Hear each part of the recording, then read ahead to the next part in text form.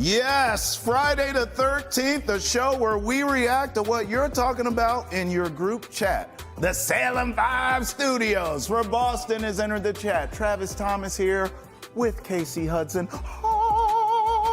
Tis me. Angelic even. Coming up, Covered in denim. Trumpets, doves. All the things. We'll work on it next show. You're welcome. Hey, by the way, rivalry renewed tonight at Fenway. Yankees Sox case. We're here for it. We'll break it down. And then we add to the fact that the Dirty 30 just gets better and better with the new head coach in town, that being Marco Sturm for the Boston Bruins. What to expect from him. Hopes, glimmers of hope, all the things are looking up. And then, of course, we got to talk about the Patriots and their potential to kind of strong arm some other teams from their key players, because we have the money. Is that how you say it? We have the money. There's certain things I should never try. Anyway, we've got the money to make negotiations hot and to make this destination even hotter. That's right. Remember, Boston has entered the chat 8 a.m. Monday through Friday on NESN, 9 a.m. right here on NESN Nation. Roll with us. And we want to hear from you. Email us, thechat@nesn.com. Tweet at us using the hashtag NESNChat. And call us. We're just 617-790-0928. We actually have a call coming up in this very program, Case. But let's start with what's trending in the world of sports. And let's start with what we teased off the top. Red Sox, Yankees. Here we go again. We just saw this in the Bronx. Now it's Fenway's time, Case. That's a nice swing you got working there. I like that. I actually made contact. It's a nice swing. Come on. Yeah, NESN Connects had a fantastic event with Miracle League on Sunday, and it was NESN versus Miracle League. I was terrified, and I didn't feel like I had that much support from some of our NESN teammates. Come on. They weren't getting me energetic there, but you know what? I made contact. I didn't embarrass the squad, so here we are. Was it single, double, triple, inside the park homer? Did you hit it out? Questions. Back to the rivalry. Contact. All right. See, I was specific. Fair. Rivalries in town, and we love to see this because what a freaking week to close out with a rivalry, because you've got the big three. You call them the Trinity. The excitement of the guys that we have been bird calling to come up and join the Red Sox, but more importantly, finally seeing them string together some consistency in that success category, and they have to carry that over versus the Yankees team that we just want to send back home without any of their high hopes. I would say integrity, but we're not going to take it too far. Screw their high hopes and screw their integrity. By the way, you said bird calling. I've been cat calling because that Marcelo Meyer is a handsome fella, isn't he? All three of them are handsome. I feel like Marcelo Meyer's the most handsome. Alana and I are like on one island by ourselves about this, and like you and Jared and a few other people are really high up on Marcelo in the looks category. I think he's a handsome dude. Yeah. But it's the comparison to the Entourage guy that just was just like, let's not do that. Yeah, fair enough. Well, there's cats and then there's panthers. Fair. I will say this. All three of those youngsters are balling. Meyer, Roman, Anthony, obviously Campbell. We'll figure out the bat. It's a work in progress. Hey, and there's some things that he's curtailing on that one. We tried to get it in on unobstructed views, but he's changing his stance a bit, getting a little bit closer to the base, widening his feet. So he's trying to work on the mechanics to start knocking them out there, just like Marcelo Meyer. Yeah, whatever it takes, do it. Adjust everything. Here's what we don't need to adjust: Crochet Day, because it is on. Garrett Crochet tonight is going to be nails as always. He's going to shove as always. I do believe the Sox, who need to win more at Fenway. Yeah. Okay? I mean, come on. This is a huge series. It's the Yankees. Perfect time to take 2 out of 3 from the Yanks. I'm just putting respect on the Yankees' name here and not saying a sweep or suggesting that.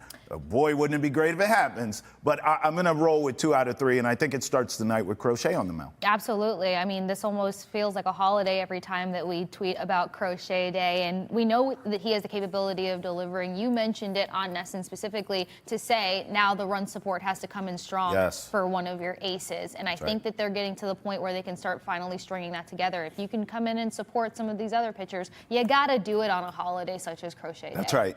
I think the run support will be there. We actually saw it in his last outing, too. He wasn't as sharp as we're used to, but he got run support. And he got the win. And he should have a lot more wins this season, but he wasn't getting that earlier in the season. Yeah. Now I think he is, and I think both things come together. Yeah. I think he shoves tonight, and I think the runs are there, and they slap the Yankees at Fenway, just like they did in the Bronx. All right, let's talk Patriots here. Tom Brady. He's getting a statue. The Patriots have said they're going to do it on August 8th before the first preseason game against the Commanders. Here it is. Tweeted from the Patriots themselves. I have to get my Lord of the Rings voice here. A legacy etched in bronze forever. So there it is, Brady's statue unveiled on August 8th prior to Patriots Commanders' first preseason game. Of course, a Travis had to weigh in at Travman 6746. I promise this isn't my burner account. He says it has to be a great statue. The GOAT deserves nothing less than a perfect one. He's absolutely correct. I mean, the GOAT himself is perfect, so why not? Here's Steve Stinger tweeting at us, if this isn't the model for the statue, then what are we doing? The infamous Brady, just with the confetti falling. I can't believe this is happening. This is my favorite one from Jay, who tweets, this is my early design of the statue, and it is a perfectly etched stone GOAT. And it's a very methodical looking goat. I've never seen so many details etched into such a statue. But you know what? Tom Brady, of all people, would be worthy of such details and etching. Look, of all of the things that we've seen Tom Brady that you can kind of still in time, yes, this whole like astonished, like, holy, we just did this. Fantastic, but that's not Tom Brady. Yeah. You know, if I get a bronze statue that's hopefully doing me justice in the looks department, we know he's a beautiful man, but like this, no you're talking about the guy. It's just like you got to get the right action photo. That's what you want to still in time, the most actionable moment from TB12. I also don't necessarily, he's had so many great moments, Case. There's no one. Yeah, like when I think Tom, I think Super Bowls. I think greatness. I think longevity. I don't think like one specific moment. Does that make sense? Like when I think Edelman now, I think about the catch against the Falcons. The compilation of so many moments. Yes. When I think Gronk, I think 19 people on his back and he's dragging all of them to the end zone. Like there are signature. That's a statue. Yeah, there's like signature moments throughout the dynasty. But when I think Tom, there's not one specific thing. It's just winning. So I wouldn't mind, maybe I'm boring here, just a straight action shot of him ripping a spiral across the middle. It's fine with me. So you know I've got a lot of love for you, right? Yeah. You're boring. Because here's the thing. You're talking about the man who made LFG like all that it is. What does he do every time that he does LFG? There's some sort of fist pumping involved. So let's not make it Jersey Shore, but make it Tom Brady. You know what I mean? I think that there is a bronze way to do that.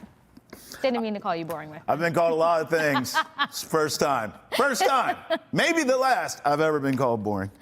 We move on. I hate the transition from Tom Brady and greatness and excellence and statues for him to Antonio Brown, apparently wanted for attempted murder.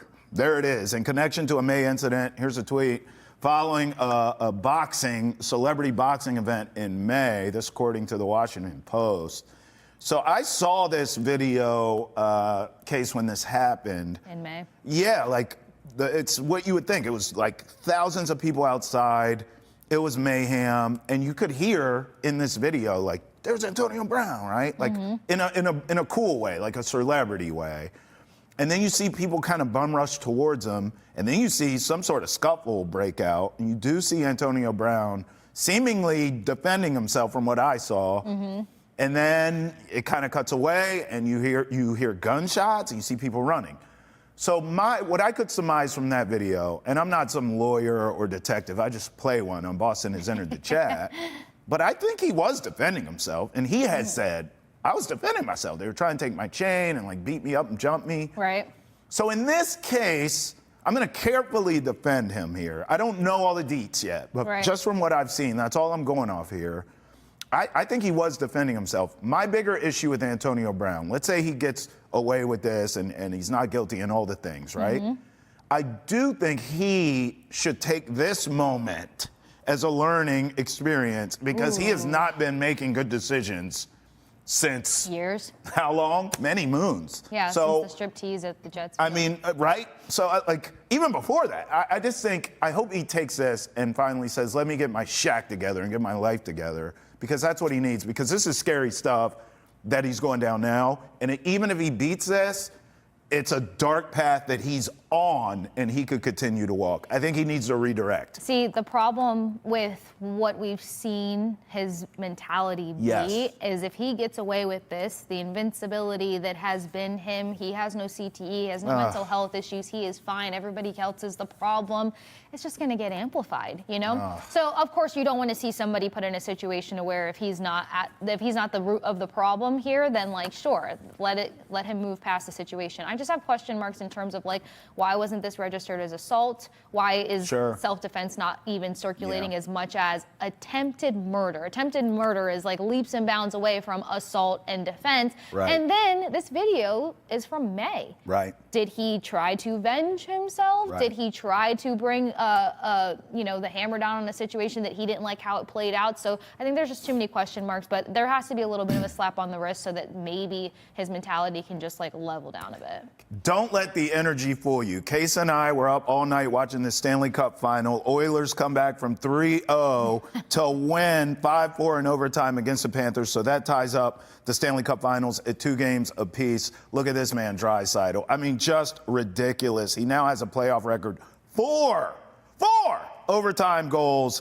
Case, insane. And guess what? Taylor Swift and Travis Kelce was in the house. Wearing the wrong colors, at least on that night. No, it's really cool because, of course, from a whole different level, you guys have probably heard me beat to a pulp, like the importance of growing the game. And growing the game is getting a slew of all sorts of celebrities in the mix and excited about hockey. Taylor Swift and company being there. You also had Tommy Paul from the tennis world there. You had golfers there. You had Harry Kane from across the pond. Wow. Yeah, again, a lot of these guys wearing the wrong colors. But whatever, that's a conversation for another day. It was amazing to watch because this is the kind of hockey that just takes your breath away. Yes. I think at one point I tweeted, more hockey, less oxygen. Yeah, that's true. And for them to finally push this to overtime, which you didn't want to see, but there's so many things that need to really come together better for the Oilers defense. But Draisaitl is that man who you just have to talk about him more. So while Connor McDavid is the star of the show, there's a lot of things that wouldn't happen without a Leon Draisaitl. And to be as clutch as he has been, holy crap, you love to see it. I'm getting Jordan Pippen vibes from those two. The ultimate 1-2 punch. Yes, you have to keep them together forever if you're Edmonton. You got to figure it out. The other thing they have to figure out is these slow starts. Like it happened in Game 3 too. This team has to figure out how to get out of the gate a little bit faster because the Panthers are not messing around. Like the Panthers come out, they're at you. I was actually shocked the Panthers blew this lead. That was un-Panther-like to me. Like, because they're killers themselves, but Edmonton has to figure out how to start faster. And I told you, I took the Oil in 7 games, yet again, but I got the Oil winning this one. Yeah. And I think McDavid gets his first cup. I'm sticking with that. Hockey, yet again, proving it's the best postseason case. Honestly, again, no oxygen, but I'm right there with you in terms of like the fast start. It's just stop being careless and less mistakes. You know what I mean? You've had 2 first periods where you have just dished out penalties and made sure that your opponent is picking up power play opportunities. But it was funny and poetic that it was the power play that worked in their favor to create that momentum swing in the second and carry them through overtime. So I would love to see McDavid finally lift the trophy for himself. And I think Brad Marchand has done his duty in terms of helping us secure a first-round pick. Oil in 7? Oil in 7. Okay, we agree. Yeah. Is that how you felt going into the series? I did. I don't remember. Okay. I did. All right. Panthers the most complete team, but hey, surprises can happen when it comes to the Stanley Cup final.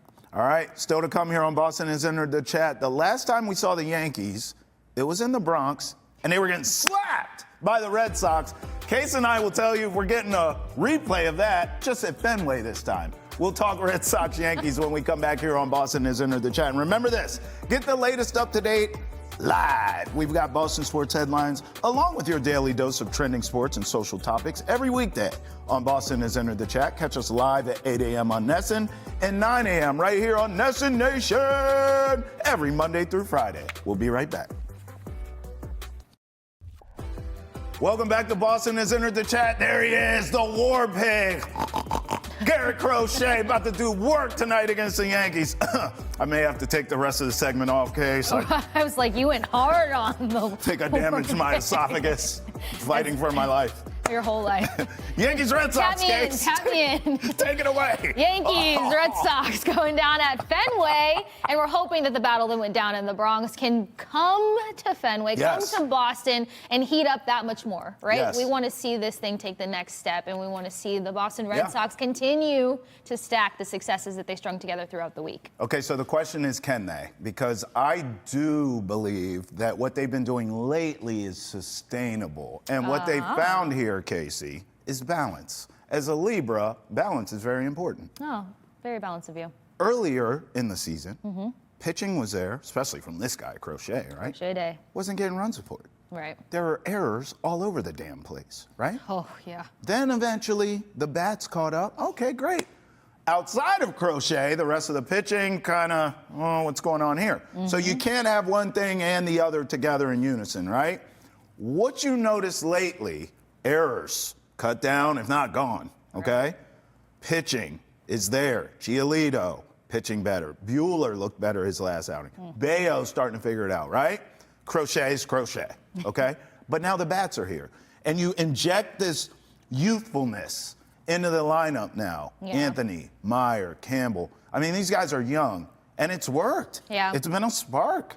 The Red Sox now, bats are there, pitching's there. I think the momentum's there, dare I say it. I think they take 2 out of 3 at Fenway, just like they did in the Bronx against these Yankees, and they carry that to the West Coast trip, which we can talk about because that is hellacious. I think it's 9 games. You're out there for a while. Yeah. So I do believe this is sustainable, what we're seeing with the Sox.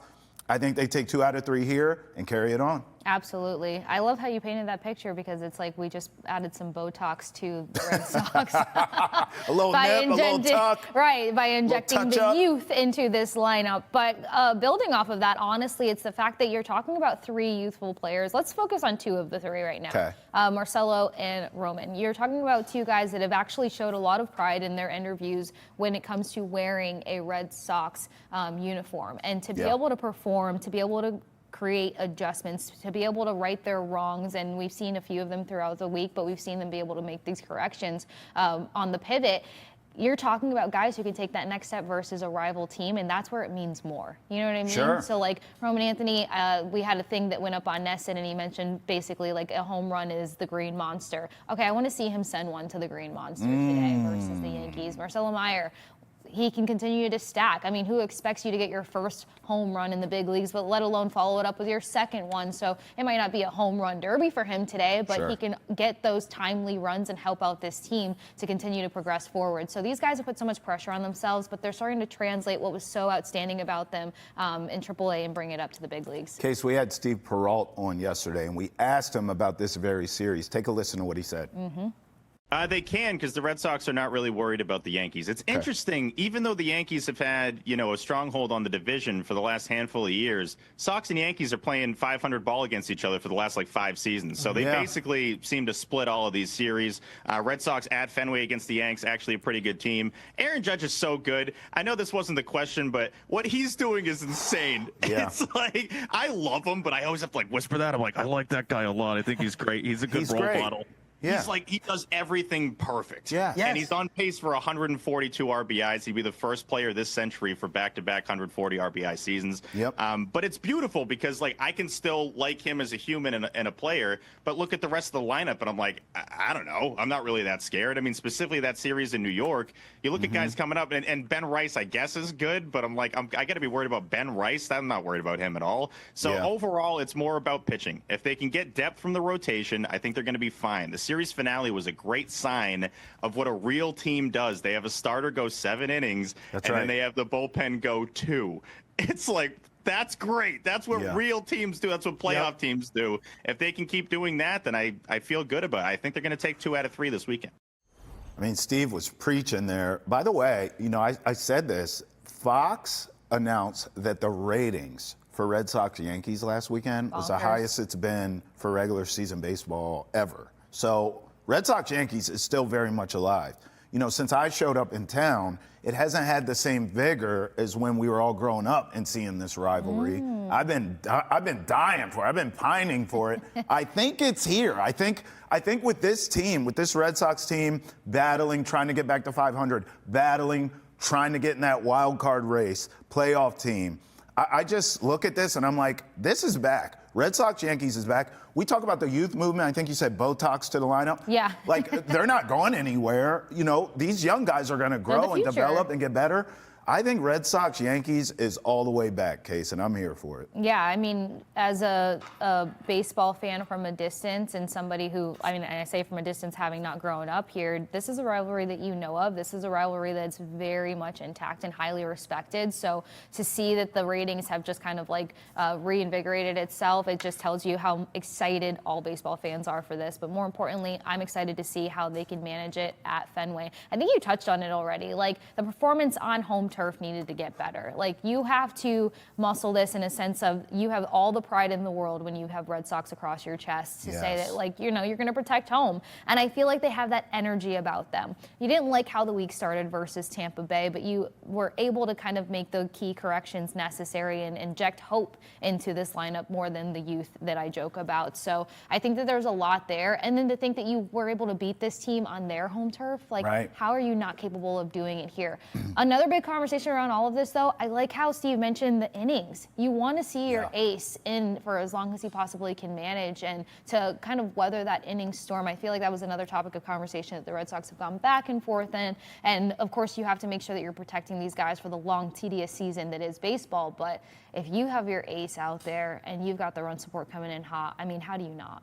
Yeah, I mean, listen, Crochet's been getting mad when you do take him out of the game. Exactly. So, emotions that you want to see. Papelbon talked about that. Absolutely. He's kind of old school in that way. Like, an old soul. Yeah, he is. Because old school guys wanted to stay in the game the whole game, right?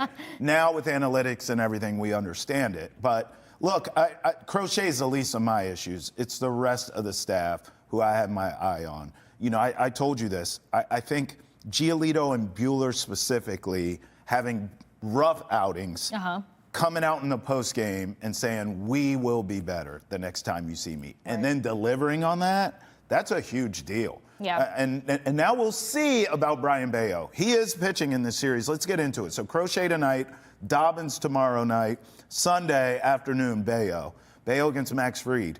That's a nice little spot there for Brian Bayo, who has looked better. Remember, it was a stretch there. He couldn't get out of the fifth inning. No one knew what the hell was going on. Yeah. His last outing, he did. He looks much better. It looks like maybe he's turning the corner. I mean, Case, 2 out of 3 feels doable here. And then the arrogant side of me is like, maybe there could be a sweep, but I ain't going there. Hey, look, I'm drinking after the show. I'm not drinking during the show. I'm going to keep it respectful. But I think 2 out of 3 is a realistic goal when you look at these pitching matchups. Yeah, I think 2 out of 3 is realistic, and we got to leave some wiggle room for, of course, the adjustments that we keep talking about. You know, we're hoping that the success over the last couple of days, topping off this week, could be a momentum swing for this team heading into it. But again, we just have to look at the facts of like what is taking place at Fenway and how they can come into this head high, confidence high, composure even higher. It's one thing to kick off a series with Crochet, but how can that confidence trickle down into each thing? You said it earlier with Dobbins, a guy that's like, if you hate a team, he hates them. You're foaming at the mouth, seething to make a point. Like, you can almost lock that one in. But a fan tweeted during Unobstructed Views that they want to see that version of Bayo more and more consistently and for longer periods of time. So if you can copy and paste that, then we are looking at the hopeful non-drinking aspect of going 3 for 3 here, but 2 for 3 is realistic. Hey, you know what? We have a phone call saying the same thing. Let's get to it. We have a caller who suggests he thinks Brian Bayo has turned the corner. I think Bayo turned the corner the other day. He looked much more professional, in control, and I think he's turned the corner. I told you. You think I was lying? He said he turned the corner. I told you exactly what he said. In fact, call us, 617-790-0928. You can also tweet at us using the hashtag NESSNChat. You can also email us at chat@nesson.com. What do you predict here with this series with the Yankees? I mean, do you think they can take 2 out of 3? Do you think maybe I got a little something in this cup and they can sweep the Yankees? Are you even going there? Or some fans have suggested to me called my show on WEEI that I do on the weekends and said, the season's over, Travis. What are you even talking about? Really? Because it doesn't look that way to me. I think 2 out of 3 here from the Yankees is a perfect spot to be if they can get it done. Because, Case, can we talk about this? You go to Seattle for 3, you go to San Fran for 3, and then you get the Angels for 3. So this is a hellaciously long West Coast swing, and we have seen things go bad during those on teams you should be beating. Yeah. But it's the West Coast swing. It happens.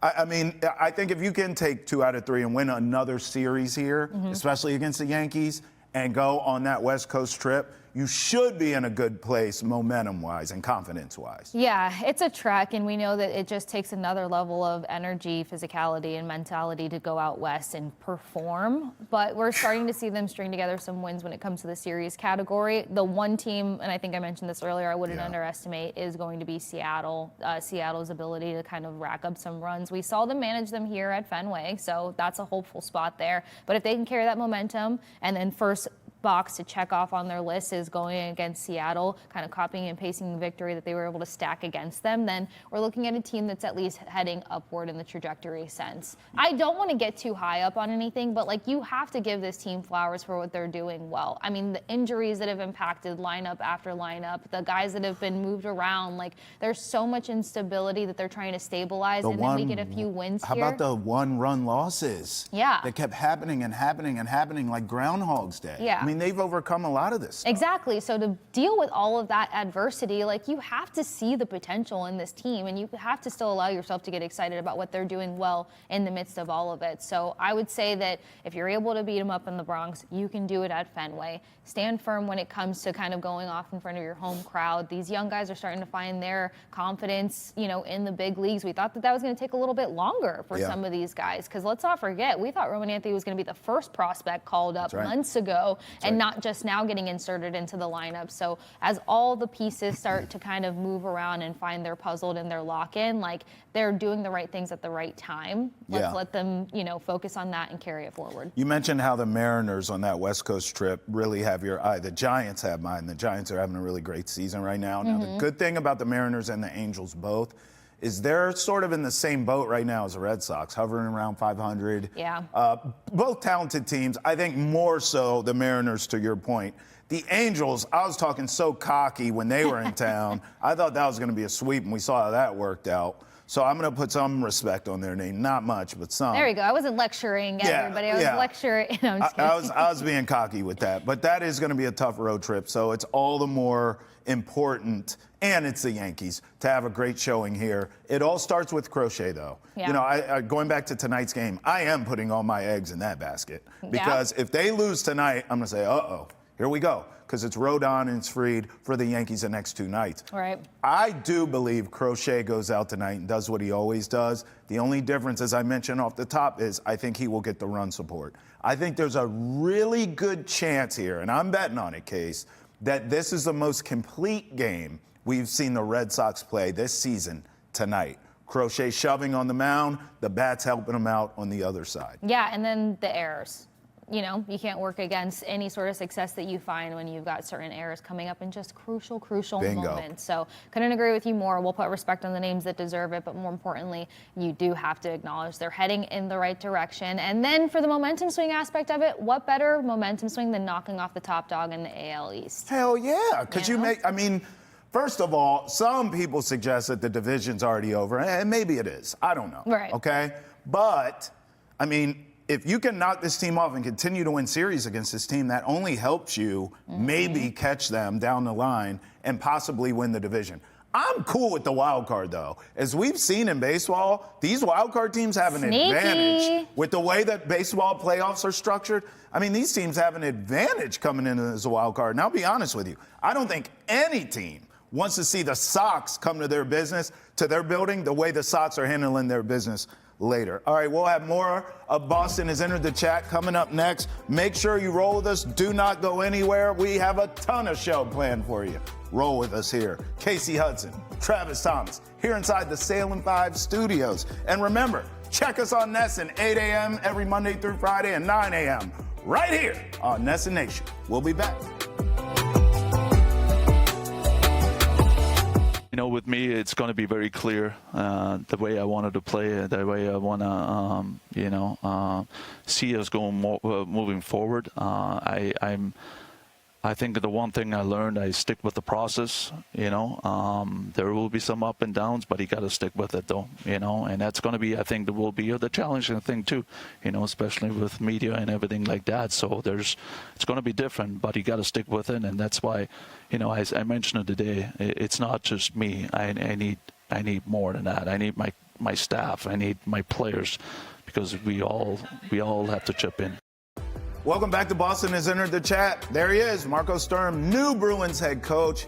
Case and I have not had a chance to interview him yet, but I will tell you what. Can't wait. I've seen him on TV here in Nesson and other networks. On the radio, I hear him on WEEI and other networks. He's fantastic. Not good. He's fantastic in the media. Super likable. Yeah. Super relatable. I mean, my first impressions here, we'll see what happens on the ice, right? Can you coach? We'll find out.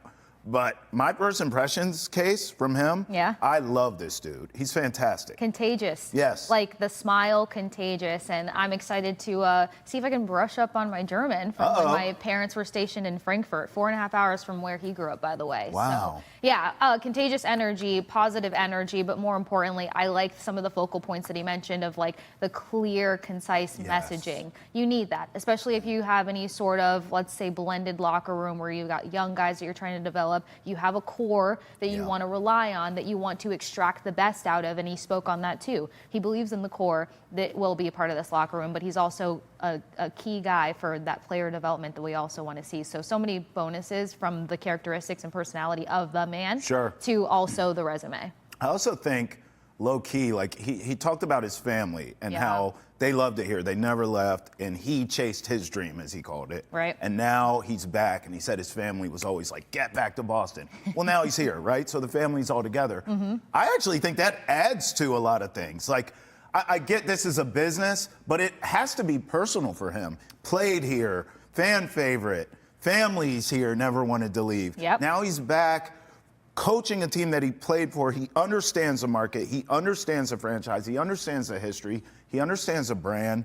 That has to add to this too, I would think. Well, yeah, I think it invokes something different out of you when you're actually passionate about the place that you want to be in. Right. It just takes it to that next level, that extremity of like bleeding for something that you care about. And if somebody's going to do that for Boston, I think Boston can rally and support it. He mentioned that he is a family guy, so it's going to bring him a peace of mind to where he can probably focus on hockey to a whole nother level because he doesn't have that distance from his family. Sure. He also mentioned his kids being at uni, so there's another level of pride that goes into the Boston area as a whole. His son and his daughter being here. But something else too that just kind of like adds to it is the fact that he's also talked about the understanding of where the league is going. And so we're talking so much about him understanding Bostonian culture, Bruins culture, one of the most notable hockey clubs in the NHL. But more importantly, he did mention it a few times and we don't talk about it enough. He has an understanding of where the league is going. He has an understanding that young players have more of a voice. It's different to coach guys that can hop on a podcast tomorrow and let the world know how they really feel. So you have to kind of curtail to each individual to make them a unit. And that's what I think is so fascinating. He's going to kind of be able to bring the historic parts of the Boston Bruins into the new era of the NHL. He's uniquely qualified for the job here. Very uniquely. And it's very similar. We've talked about Mike Vrabel with the Patriots. Very similar. Played here. Relationship, now, he won on the highest level, but connection. Yes, and understands the franchise, to your point, the history of it. Right. But also that relatability with the young players. You and I were actually talking off camera before the show, and you were saying how, look, like, this guy, the relatability's there because he's been working with these young players anyway. You think that could bleed into stylistically what the Bruins look like? I'm nerding out for this because I think it can bleed into a few things. For one, I tweeted it immediately while listening to the press conference. Players talk. Like I said, this league is changing. Some of the young guys that he impacted when he was coaching the Ontario Reign, you're talking about Quentin Byfield, who was a level-up player for the LA Kings this year. Alex Turcotte, a young guy who started to get some opportunity, a defenseman by the name of Brant Clark, who actually picked up quality numbers for a defenseman. So there's so many key guys that got that NHL chance after being developed under a Marco Sturm. And they've got friends in the market by the name of, I don't know, Will Cooley, who are sitting there looking and being like, hey, could this be a potential something or other? Zach Bolduc. There's just a number of young guys who are probably looking for their next home. One whisper from your friend that says, I learned from this guy, I loved this guy, you can trust this guy. That brings back the whole, this can be a more attractive place to play. And I know that's something fans were worried about. So Marco Sturm being at the helm of this just brings this beautiful intertwining of, like, again, the old with the new, and it could make it a destination that a player can feel that they have a future in. Something else to keep an eye on, though, from the nerding part of this, he talked a lot about defense, but something else in terms of his resume, when you talk to other reporters out in the LA area, he gave a lot of credit to Nate Thompson, by the way, former Bruin draft pick, former Tampa Bay Lightning player, a lot of things. But something that's really cool is that while he talks about defensive structure, he also talks about offensive creativity. The creativity is a big focal point there, because you're talking about a guy who's going to try to implement a team that can make adjustments so that a game is never too far out of reach. The Bruins were up there in giveaways, number 3rd in the NHL, but they were also number 3rd when it came to takeaways. So you want to be that puck hound. You want to take away the puck, but you also want to be able to capitalize on those opportunities and not turn over and just completely hand off games. And we saw so many games handed off. Yes. The biggest question mark for me in all of this, though, is the defensive structure going to change? The Bruins, under previous head coaches, have predominantly been a zone defense team. That's how they won the Cup in 2011. You see a number of teams that are kind of switching to this hybrid defense, Montreal Canadiens being one of them. Tampa Bay Lightning won 2 cups with a hybrid defense. That's what was run for the Reign, as well as the LA Kings. LA Kings, being a notable defense the past 2 years, needed to level up their scoring. We saw that happen this season. So for us to get a Marco Sturm, even though he wasn't coaching the LA Kings, but you're talking about 2 systems that have to emulate one another, because you're developing players to get that opportunity. You're talking about a team that found ways to score. They were barely sitting at 2 goals per game. They upped the ante to 3.2. And that being the LA Kings team that, again, was pretty good defensively, coming from a hybrid system. So I wonder what changes might come into the mix of it, which brings us to Brick. Brick talked about getting an offensive defenseman. Those guys pretty much thrive in hybrid defenses. So it would be cool to see what links come together. This is why we love when Kasey nerds out, because she knows what she's talking about. In fact, Marco Sturm talked about, you mentioned the offense, he talked about how they plan to light the lamp more often on offense. Take a listen. The funny part is, and you know, I saw it with my kids. I'm telling it was my kids, like my Ontario Reign kids. I call the kids. I saw them with them, like, okay, do you actually want to score? You know, that was one of the questions I always had with them, because you got to show me, all right? When you're in the offensive zone, you can have the best structure you want, all right? But show me. Show me that you want to score. Show me that you want that puck. You got to show me that you want to be front of the net and work for it. All right. I think that alone, that mentality, you got to have. And if you look at perfect example yesterday again, or even the finals, if you look at the Florida Panthers right now, right, they go to the net, right, and not just one guy. They got everyone, and they go to the net. They throw pucks to the net. Different ways to do it, but they're hungry, you know, and that just alone, I think that's something I noticed from the younger generation. I think from the last 3 years, and that's something I'm gonna have a different mindset. I'm gonna try to teach it. I'm gonna show it, and I gotta pretty much tell them every day too. You know, it's just part of the job.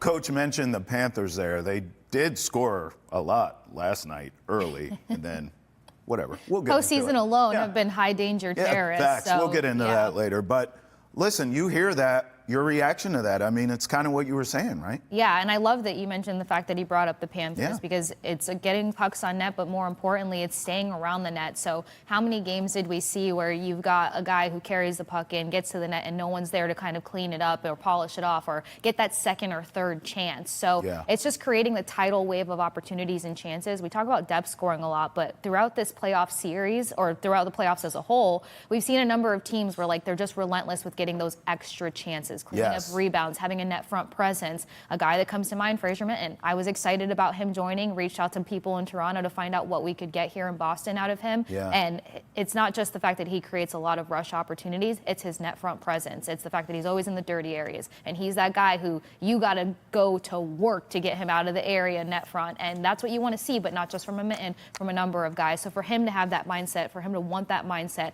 and then he says, do you want to score? Yeah. He's going to invoke some really, really skilled players, I believe. Woo, she's on fire. Let her cook. Here's more Marco Sturm. This is his coaching philosophy. We'll get her reaction to this. Great question. Take a listen.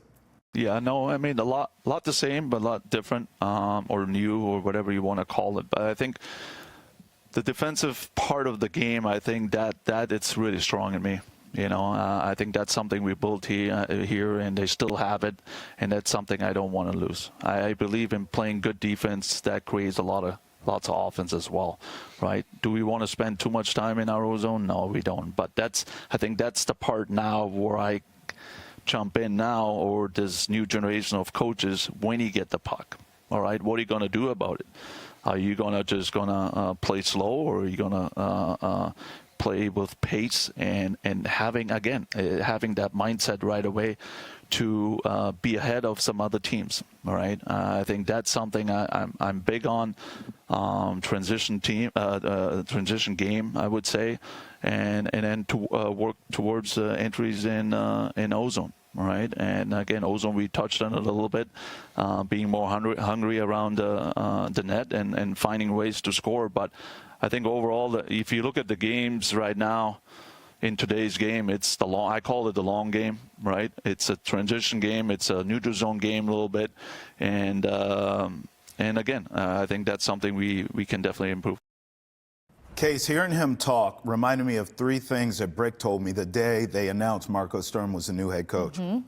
Brick said the fastest way to get the Bees back to where we all want them to be, improve the goaltending. Yeah. So you need better play in net, obviously, defense, yep, and strength down the middle so you can control center ice. Yeah. When you heard Coach say all that right there, and I tell you what Brick said, they kind of match together, right, in philosophy. Well, it does. And Brick also said here on Boston Center the Chat weeks ago that he wouldn't be surprised if an offensive defenseman gets into the conversation for an offseason pickup. But the bottom line is, I heard Sturm say, the long game in terms of 200-foot hockey. But it can't just be a couple guys on your roster that has that capability. It has to be almost everyone if you think about it. Again, if certain system changes come into play here, back to the potential hybrid defense, that makes your forwards have to play man coverage on the drop of a dime while your defense is playing zone. So everybody has to be pretty versatile. Communication has to be high. Chemistry has to be high. So his reputation for relationship, connection, communication, all of this just encompasses where this team could potentially go. I also just like that he can relate to young players. I just think that's so clutch and so important. He's not some old school guy. It's like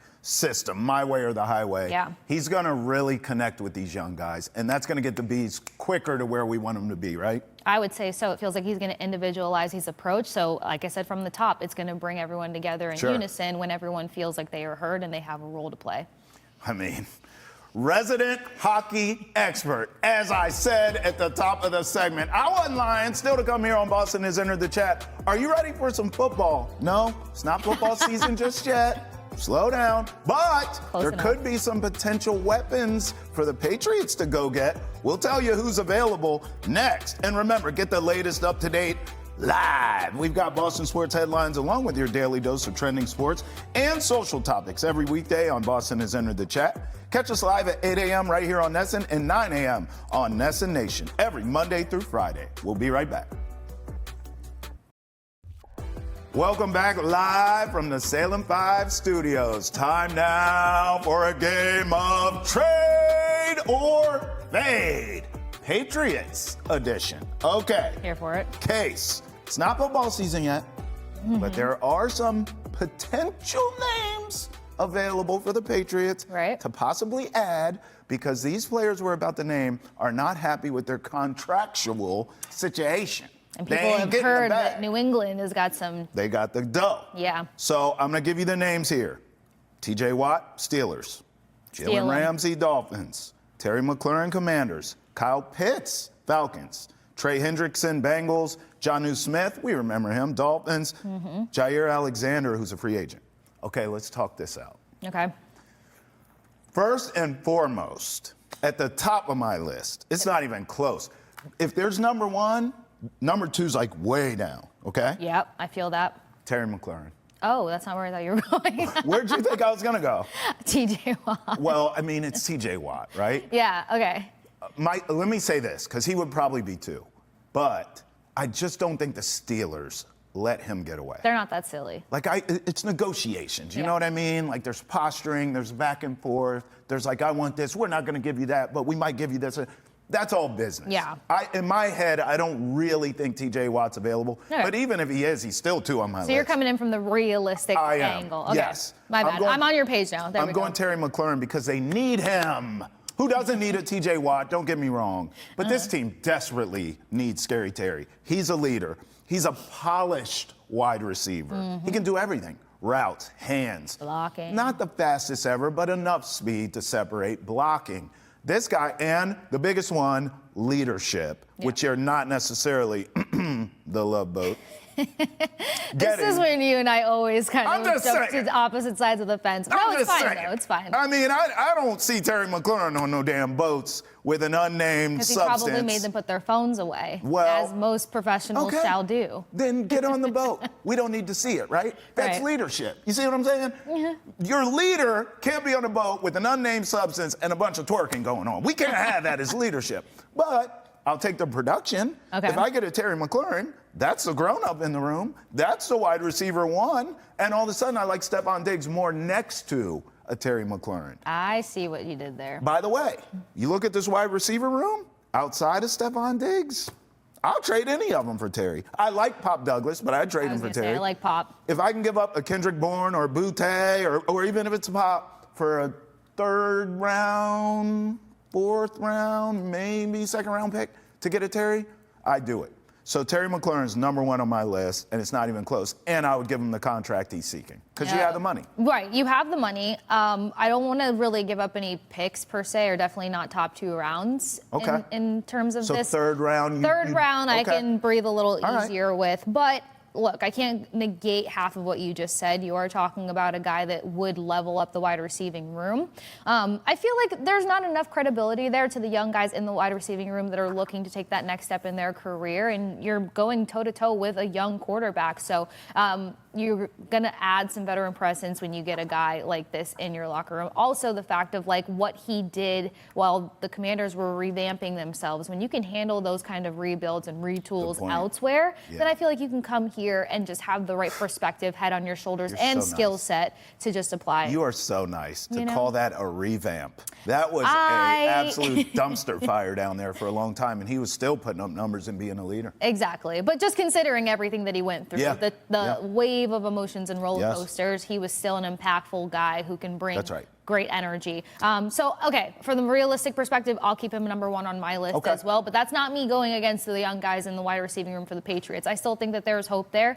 And plus, Stephon Diggs, whether you love him or hate him, it's been notable that his leadership style isn't the loud vocality and us seeing him being a leader. It's these side conversations that he is having individually with each guy on the roster, and it means something because C.J. Stroud and company talked about it in Texas. I think you and I are on the same page on this one. Jalen Ramsey, I said, while he has been cool, I would pass. I would too. I don't think that the attitude or the potential of like what he may want would fit the new culture and DNA of where the Patriots are trying to go. Completely agree. I also think too, like, it's easier to deal with a pain in the arse as a player if the production's there, but he's older.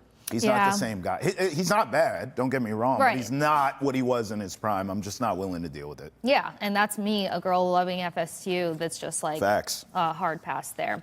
Kyle Pitts.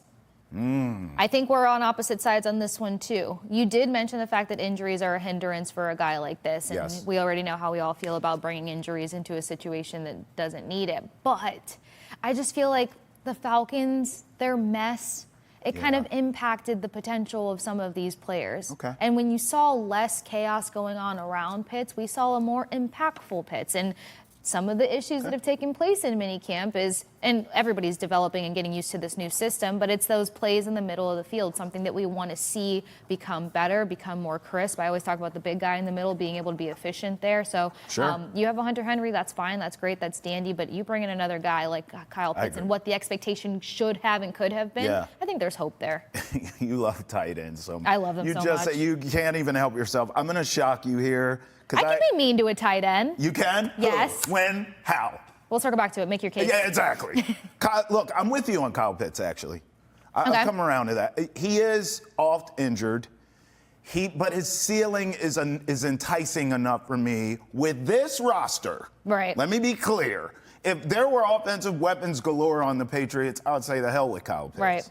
But they kind of need a Kyle Pitts. They need someone with a really high ceiling that, if, to your point, is in the right situation, can live up to that billing. He would be perfect here. Yeah. He also wants a contract, something to think about. Do you really want to invest big money in that guy? But that's not our problem. It's not our money. Yeah. So if that's what you want to do, we're not the lawyers on it. That's right. Go for it. We need more playmakers around here for Drake May. Trey Hendrickson's next on my list. I might even have him over Kyle Pitts because I can see that. I mean, the Bengals are an absolute Dumpster S show right now, and they're not going to pay him. Patriots have money.